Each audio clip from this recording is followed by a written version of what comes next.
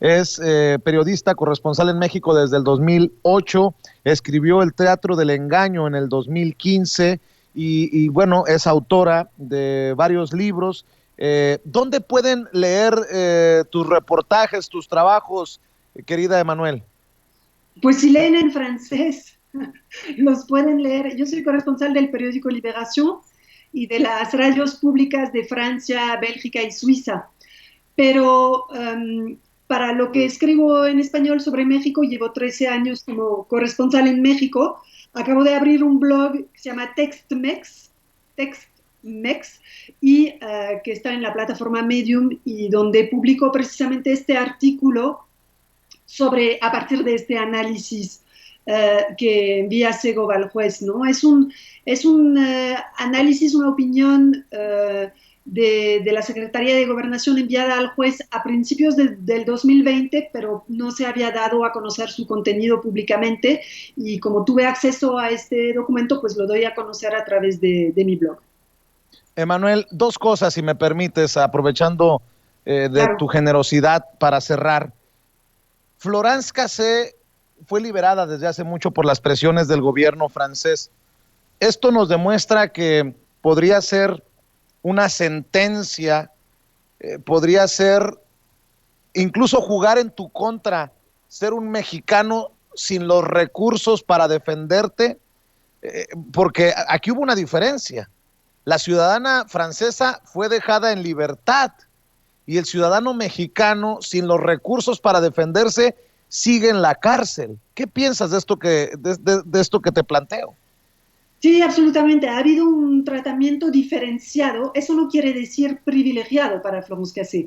Yo creo que, bueno, no hay que olvidar que ella pasó 7 años en la cárcel, acusada de delitos donde finalmente las pruebas con las que se acusó resultaron ser viciadas, ¿no? Por ese mismo efecto corruptor que denunció la Suprema Corte. No son violaciones al debido proceso formales, no son meras formalidades, son cuestión de contenido. Aunque la Suprema Corte trataba un amparo en revisión, no entró en el fondo del asunto, pero solamente al juzgar la forma se revelaba el fondo. O sea, decía, hay un efecto corruptor sobre el conjunto del proceso. Claro, es que hubo un montaje, y no es solo un montaje formal, o sea, no es problemas en la presentación al Ministerio Público o problemas en exhibir en televisión, no es solo eso, se fabricó un caso a partir de este montaje, se fabricó un expediente, se aleccionó a las víctimas y hubo una serie de cosas que se dijeron que nunca habían ocurrido, ¿no?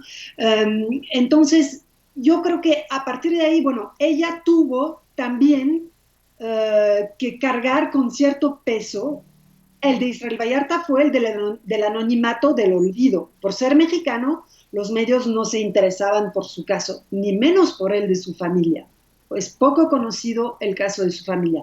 Pero Florence Cassé, por ser extranjera y por ser mujer, cuidado, también fue muy atacada.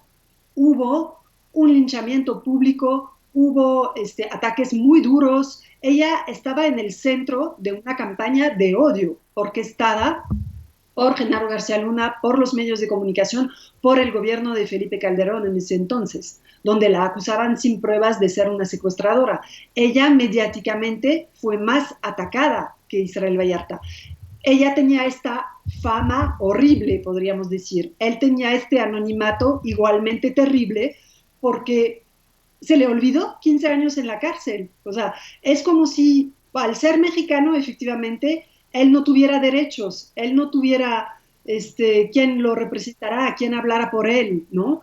Afortunadamente, defendiendo sus derechos y en base al expediente vacío de pruebas en su contra, parte de sus familiares lograron su libertad. Por parte de un juez de Nayarit en 2016, hubo 3 miembros de la familia Vallarta que fueron liberados. Eso no es anecdótico, porque este juez federal o sea, cuestionó en ese entonces la mera existencia de la banda de los Zodíaco, ¿no? ¿Existe realmente esa banda artificial creada mediáticamente y por el gobierno para hacer creer que Florence Cassé, para, digamos, aportar más consistencia a la supuesta banda de la francesa, ¿no? Porque lo mediático, lo político era el caso de la francesa. Pero los Vallarta siempre sirvieron de carne de cañón, ¿no? O sea, de ellos, pues, eran los supuestos cómplices mexicanos de los que no se hablaba y de los que no se mencionaba y que hasta la justicia Claro, olvidó, porque pues 15 años sin sentencia. claro. Emanuel, precisamente